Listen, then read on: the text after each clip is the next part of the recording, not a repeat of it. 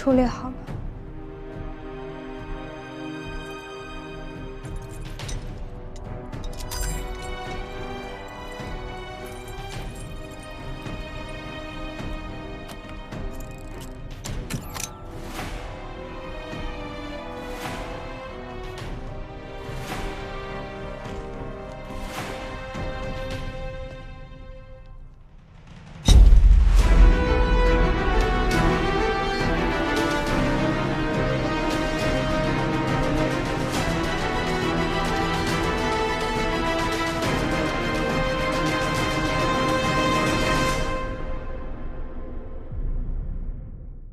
内心总会有一种的声音，恶如天却剧痛，如若欲入其实俱空，恐惧不过是另一种的痛，人生不过是一场的梦，事物操纵情绪的怒，执着来自无解的苦，行善本是同一种的路。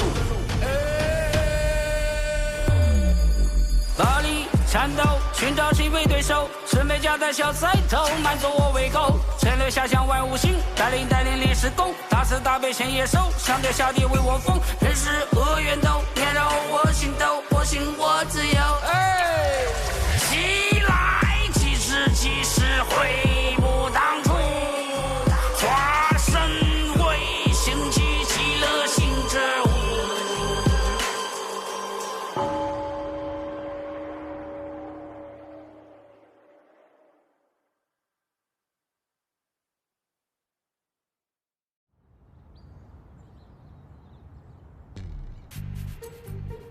各位，这是碧游村的资料。碧游村是艺人村落，与普通人世界隔绝，其位置隐秘，建村半年左右。奇怪的是，近3个月内，碧游村的村民人数大量增加。你们抓捕后移交给总部的3个艺人，和跟夏柳青交手的艺人，都被证实是来自碧游村的村民。但有一个点值得注意，他们的艺人身份都没有录入系统。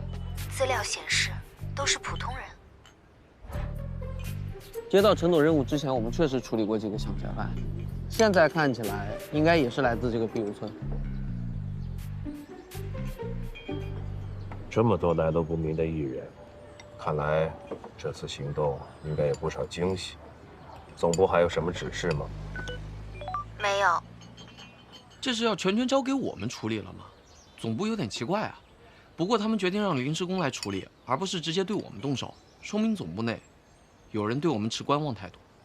信任不多，但1点就够了。我们一定要利用好这1点信任。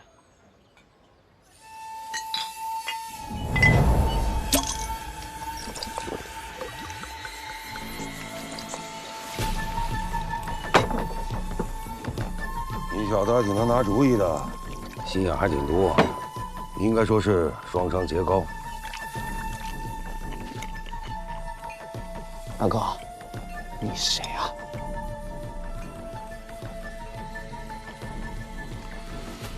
我是你爸爸。啊？你说什么啊？你是认真的？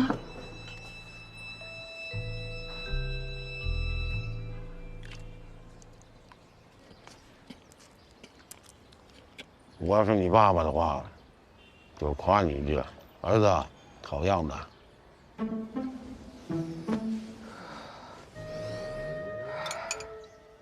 你是初中的，叫我黑寡就行。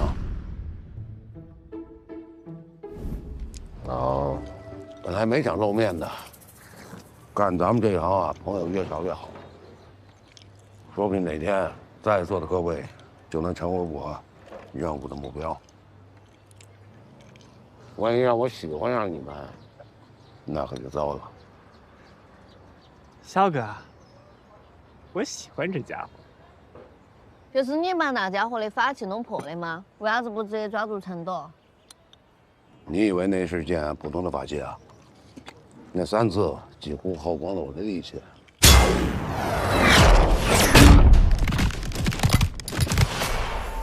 看你的手段应该是远程攻击，为什么突然选择露面了？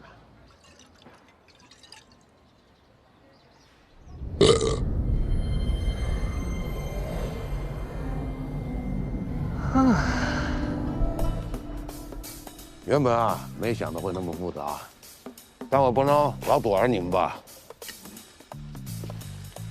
好样的！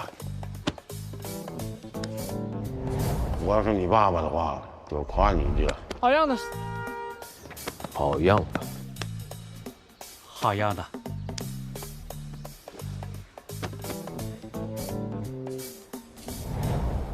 好样的！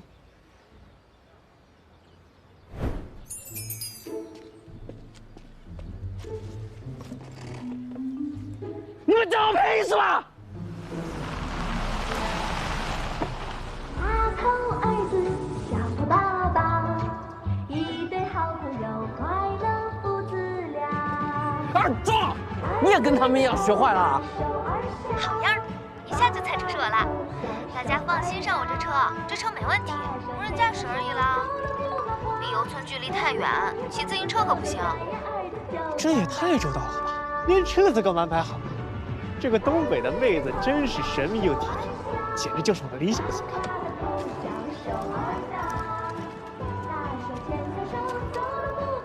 我们这5个临时工都露面了，就差你们了。什么时候我们也碰一面？啊？切，少自恋了。让一让。宝儿姐，你帮我把音响关了。儿子就长大。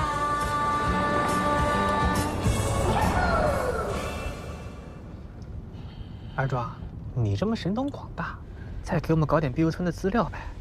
这总部给的对的信息实在太少了。球儿，看来你很担心这个碧游村啊。能不担心吗？你跟宝宝遇到的那个艺人，手里的法器可以自如的切换器的形态，靠自身功力的话，那要相当水平才可以。那件法器可以做到，说明这就不是一般的货色。炼器师本来就少，能够炼制高品质的就更少了。自从我们行动以来遇到的那几个艺人，那手里的法器就多得跟不要钱似的。然后呢？看来你是一点也不了解炼器师啊。这所谓的炼器师，精力都放在了炼制各种奇异法器上，所以大多自身都不给力，因此他们更愿意挂靠某个组织和势力。那些势力和组织呢，也很愿意接收他们，毕竟有机会拿到好东西嘛。这炼器师极其稀缺，就算是唐门和天下会这样的势力，也就只有1个炼器师。当尘土的那些人，手里的法器那是不计其数。这碧游村里是一个怎样的炼器师团队，我虽然想象不出来，但有一点我敢肯定，他们绝不是小打小闹。公司对这样个组织不可能毫无察觉，这其中肯定是有什么隐秘的信息。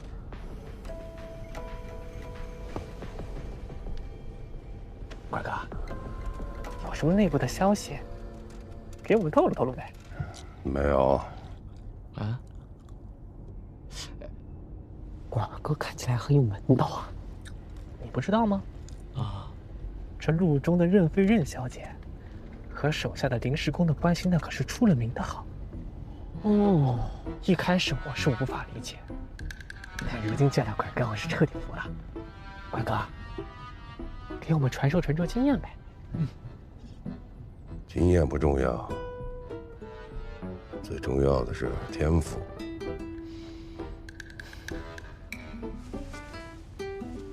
我干的事啊，不是什么人都能干的。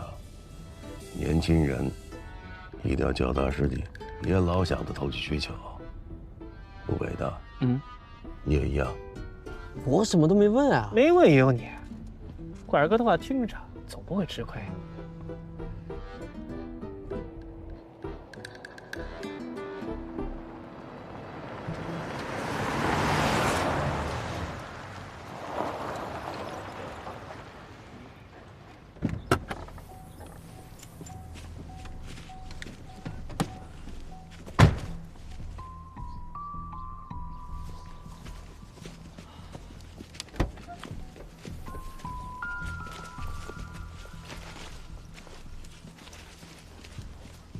好啊，姐，这个碧游村看起来有点古怪，进去之后咱俩别分开，我这里做好了万全准备。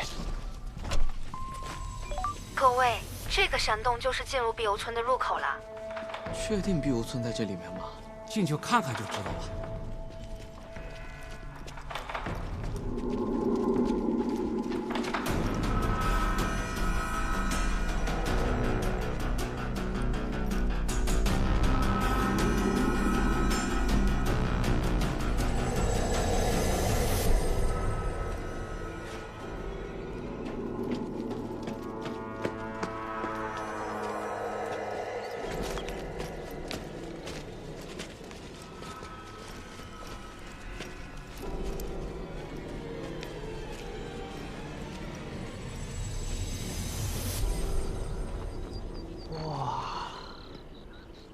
我们这来错地方了吧？这里看上去像个世外桃源啊！大家千万不要掉以轻心，一般这种看起来越安全的地方，其实越危险。幸好我早有准备，我们包装包装。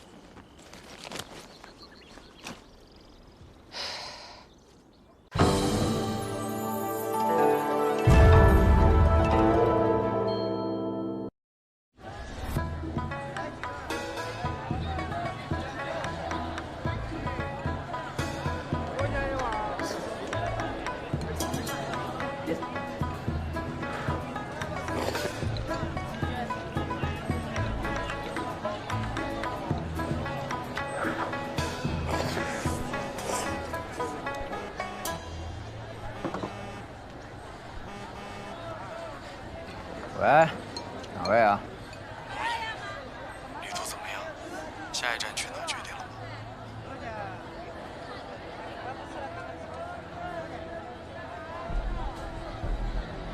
你是谁？没定下来的话，可以来我这里。自我介绍一下，我叫马先红，人机百炼马本在的后人。我们这些8奇迹的传人，应该聚在一起做些事情了。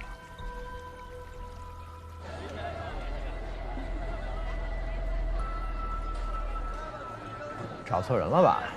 你先别急着拒绝，考虑考虑。哦，对了，你的一个朋友诸葛青，应该已经在来这里的路上了。考虑好了联系我，随时恭候。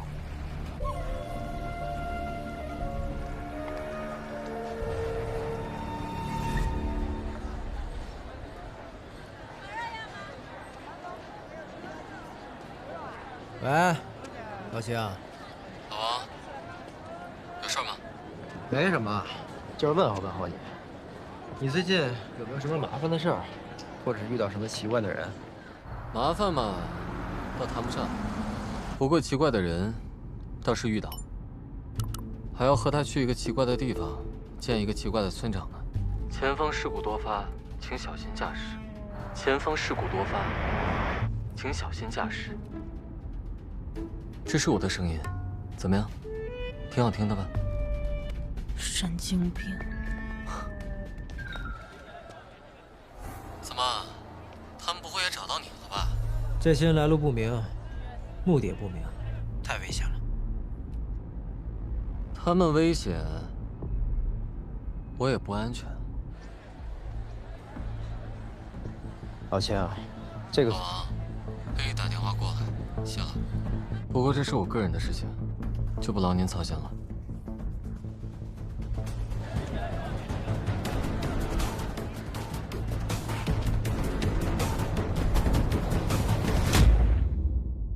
内心总会有一种的声音，恶如天却却痛，如若欲入即是巨恐，恐惧不过是林中的痛，人生不过是一场的梦，事物操纵情绪的怒，执着来自无解的苦，行善本是同一种的路。暴力战斗，寻找机会对手，是每家的小菜头，满足我胃口。陈留下向万物行，带领历史功，大慈大悲显野兽，相对下地为我疯，人是恶源头，年让我心斗，我信我自由。起来，即使悔不当初，化身为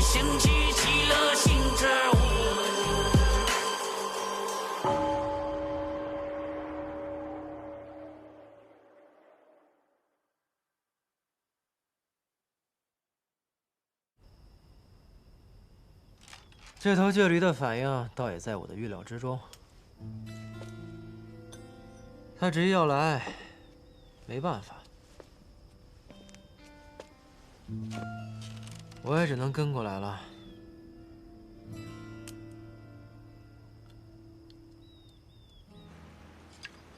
这么说，你是担心那个村长把我当成麻烦给收拾了，才赶过来的？算是吧。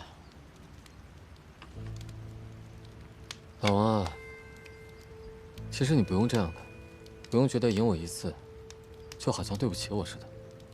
说实话，我的确对你打败我的手段耿耿于怀，但那是我要解决的心病，和你没关系。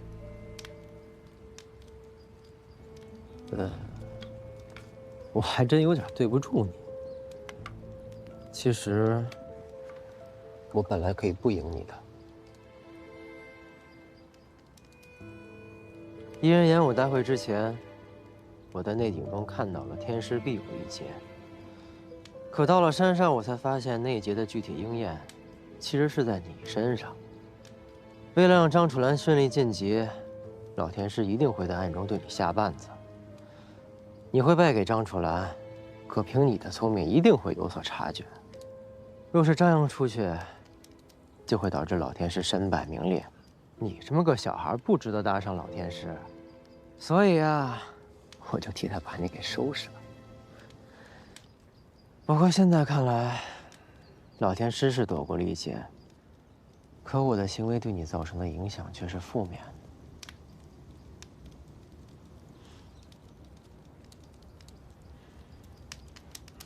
抱歉啊。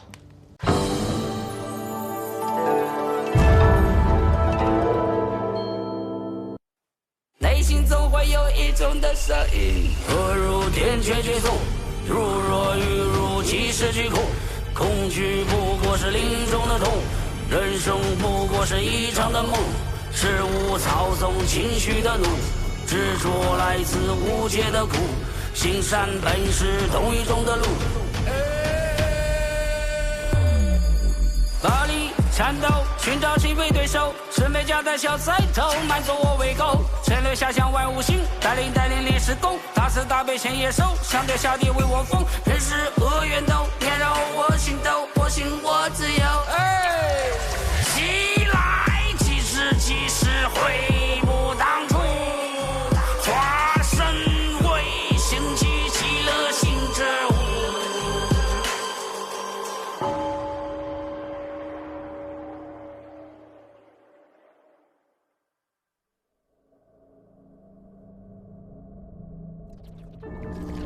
秦老弟，冒昧的请你过来，是有些问题想请教。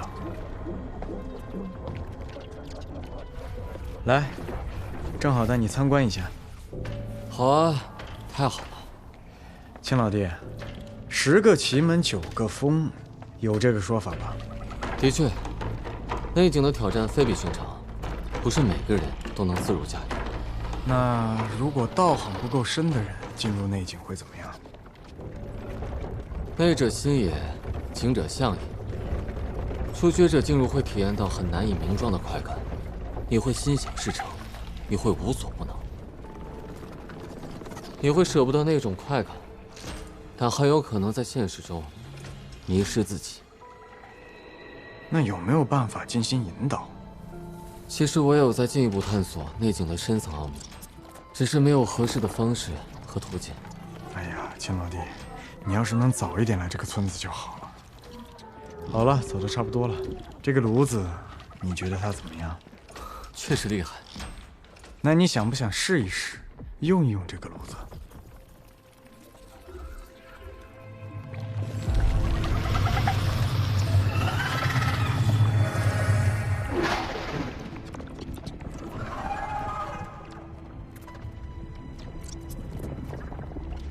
这位是赵大姐，这是她儿子。村长，这是……他叫赵念，原本是个上班族，不知道从哪儿修了一门捡来的奇门术法，就变成这个样子了。又是一个想变成艺人的普通人。也可以这么说。但不幸的是，他走了一条不应该走的路。这位母亲为了唤醒儿子，来到碧游村，想要得到修身炉的帮助。我原本不想打扰你，但内景不是我的专长。赵念这几天生命体征越来越不平稳，所以只好请你帮忙了。诸葛先生，村长说您能救我儿子，求求您帮帮我们吧。阿姨，你先起来。诸葛先生，拜托了，拜托了，拜托了。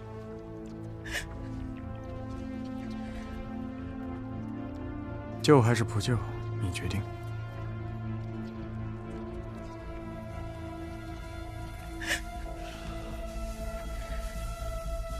行吧，我早就想试试这个炉子了，我该怎么做？秦老弟，我就知道你不会坐视不理的。其实，在你来之前，我已经通过修身炉做过很多努力。我想重塑修身炉中人的经脉状态。没用的，他们的经脉运行没有问题，他们只是在自己的意识里面走丢了而已。但是换一个角度，内景是由经脉构建，借助这个炉子，它甚至可以将你跟赵念的经脉贯通一体，从而达到内景共享。对，所以才需要秦老弟你的帮忙。有意思，我知道该怎么做了，告诉我操作的方法。修身炉会帮你准备好一切的，你只需要把赵念大哥带出来就可以了。秦老弟，你进入的不仅是他的内境，也是你自己的内境。会发生什么，我也不清楚。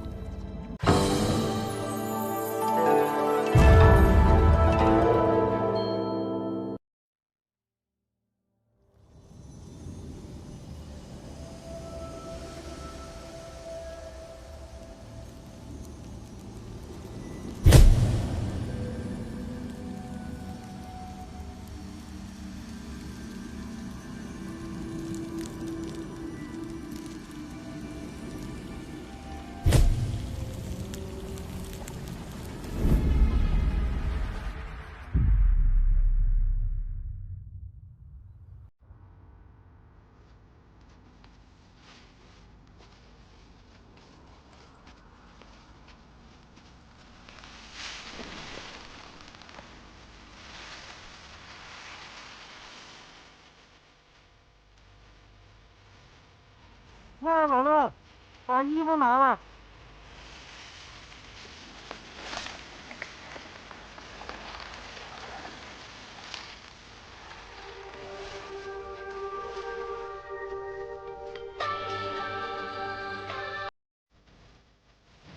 小公子，别怕。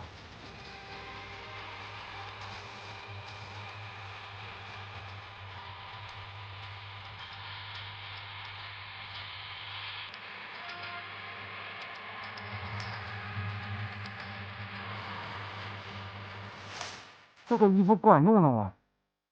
草开始停止腐烂了。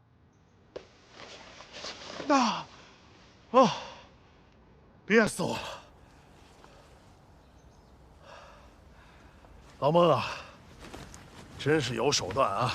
廖千惠的杀手锏让你整得服服帖帖的。我没做什么，只是这个小姑娘诡异的很啊。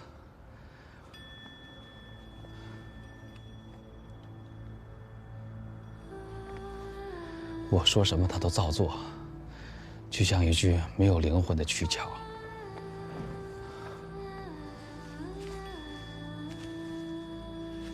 另外，我发现洞里的生物没有受到毒虫的影响，应该是跟洞壁上涂的密咒有关。我回去看看。好，我先带她回去，有消息了马上联系。好，走了，小姑娘。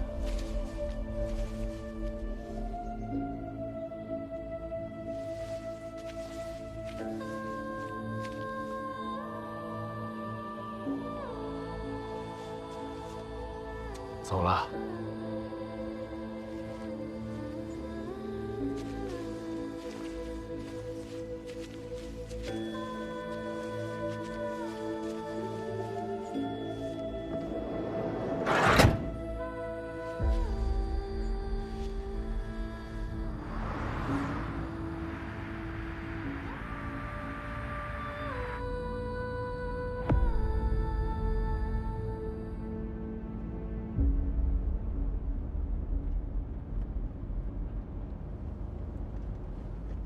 小姑娘，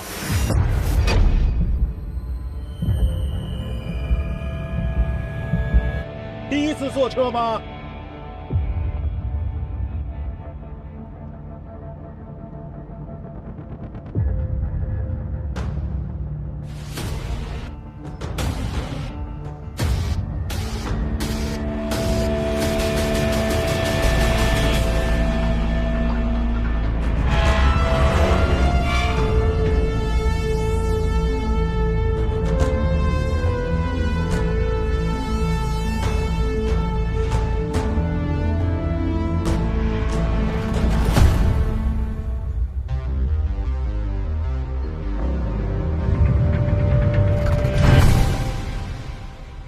内心总会有一种的声音，恶如天却绝痛，如若欲入其实巨空，恐惧不过是林中的痛，人生不过是一场的梦，事物操纵情绪的怒，执着来自无解的苦，行善本是同一种的路。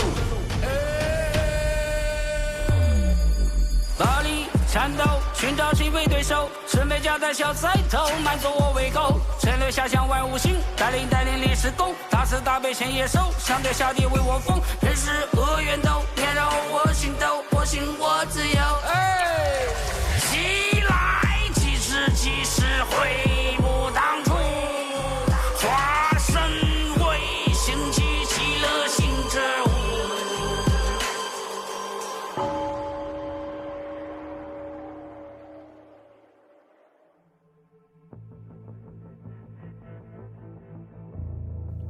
安保，尔德通总部直接管辖的特殊机构，兼具医院、研究所、监狱等功能，秘密等级、防御等级极高，拥有强大的医疗资源，同时也是研究艺人界各种疑难杂症、超自然现象、超自然能量的研究所，还是一间守护着艺人界正义的监狱。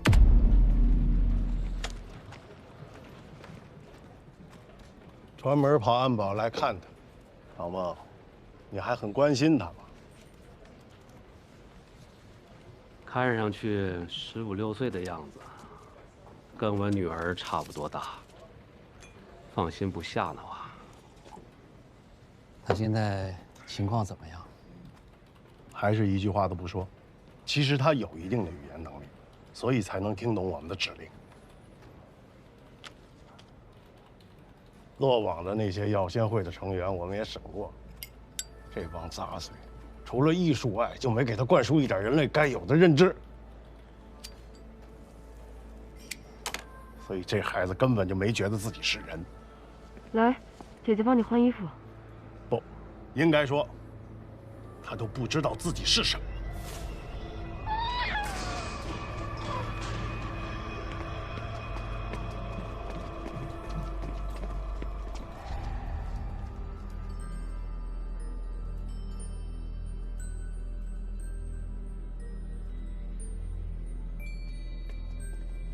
我原来以为他是药仙会训练出来的最强毒师，我错了。这孩子就是毒的培养皿。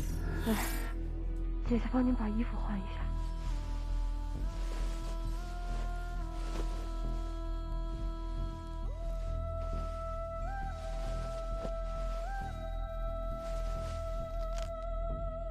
既然把他收了安保，就一定会对他负责到底。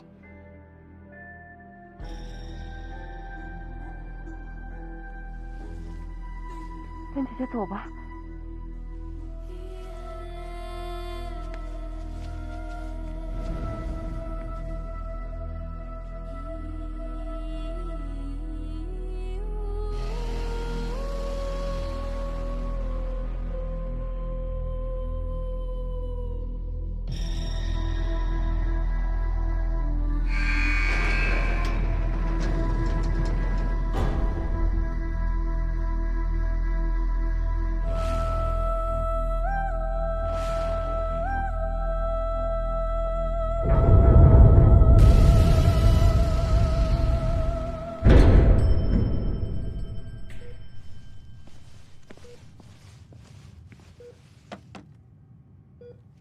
小姑娘，你一定饿了吧？吃吧。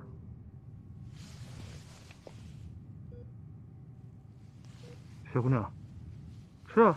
奇怪了，之前明明好好的，很听话的。你这不吃不喝可不行。廖头，这姑娘啊。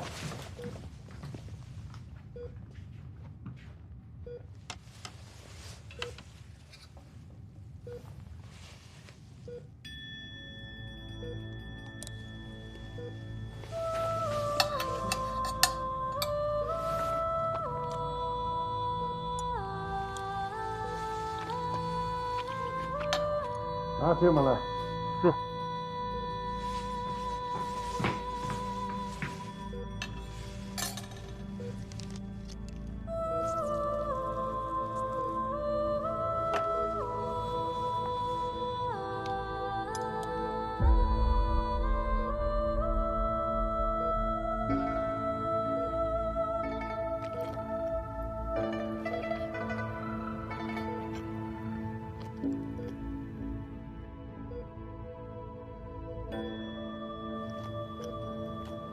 廖头，你看，还有人。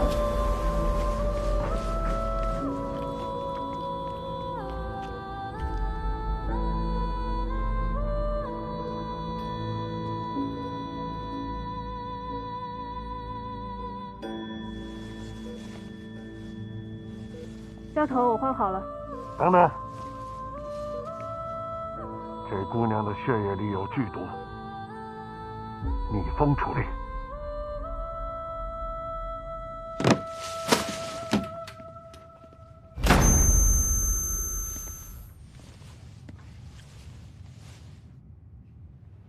我从落网的药仙会的成员里打听到了一些东西。这个药仙会的创始人是个神经病，他认为主宰这个世界的不是人，更不是神和仙，而是毒。一种极为特殊的毒，他们把这种毒奉为圣物，想尽一切办法将它传承下去。他们对能够练习这种毒术的人进行了严格的训练。世子神顽气粗，又无知无畏。2至3岁时，药仙会的成员就开始教授他们最基本的语言认知。加几关？认知不必多。开发出他们能够理解毒术的能力就可以。天性也好，人性也好，通通都要抹去。在他们的世界里，只有练习毒术。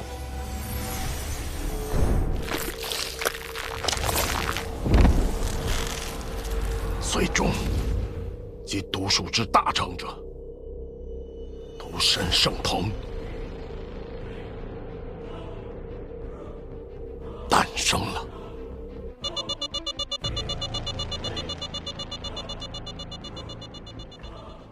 麻药剂量已经给到最大了，但是他好像没什么反应。